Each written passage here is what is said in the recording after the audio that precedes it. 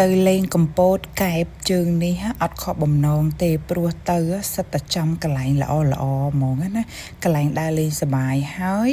មានទេសភាពស្អាតហើយទៅញ៉ាំចំកន្លែងគេ review ឆ្ងាញ់ត្រូវមាត់ទៀតឲ្យតែមកដល់កែបហើយមិនដែររំលងទេផ្សារក្តាមនឹងឯងមកទិញគ្រឿងសមុទ្រនៅនេះយើងមានជំរើសច្រើន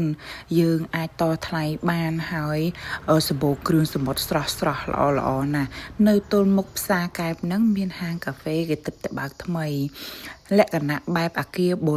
រាណតែទីធ្លាគេស្អាតល្អណាស់អូនមុខនេះគេដើរផ្សារមិញរៀងញ៉ៃផងដល់ពេលបានមកហាងកាហ្វេនេះឃើញបរិយាកាសអញ្ចេះផងគេឡើងស្រែកថាវ៉ាវហ្មងណាហើយចូលទៅក្នុង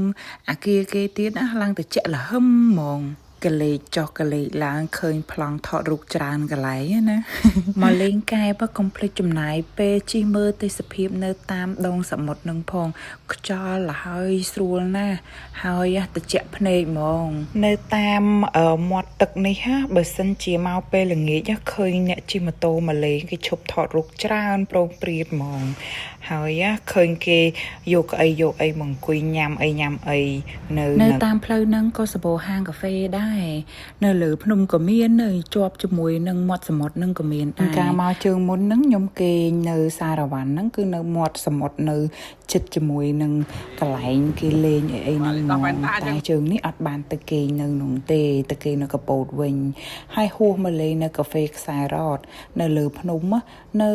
ផ្លូវទៅជាមួយនឹងកាហ្វេលើភ្នំដែរឡើងទៅលើកន្លែងកាហ្វេហ្នឹងគឺមើលឃើញទេសភាពពីលើនឹងមកស្អាតដល់ហើយមើលឃើញសមុទ្រឃើញអីកន្លែងកាហ្វេហ្នឹងគឺកាហ្វេ Adventure គឺមានខ្សែរ៉តជិះគឺមានដើរពីដើមឈើមួយទៅដើមឈើមួយតែខ្ញុំសុំដាក់កាហ្វេមួយកែវហើយអង្គុយ enjoy ជាមួយនឹង view សិនហើយពីចង់ថតមួយម៉ែគេនៅតាមផ្លូវត្រឡប់ទៅកំពតវិញចូលហូបបាយថ្ងៃត្រង់នៅ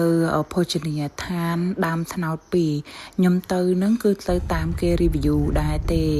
ជិះចុះជិះឡើងតាម Google Map ឡើងហួសផ្លូវបកមកវិញតែទៅនឹងពិតជាអត់ខកបំណងទេណា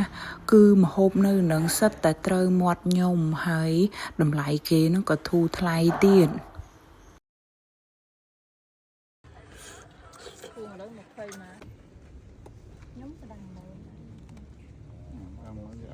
ថតវីដេអូផុសនិយាយទៅសារកន្លែងគេហ្នឹងតិចថាគេបានចុះឲ្យ100រៀលទេអត់ទេណាមានតែឲ្យលុយ tip service គេថែមទៀត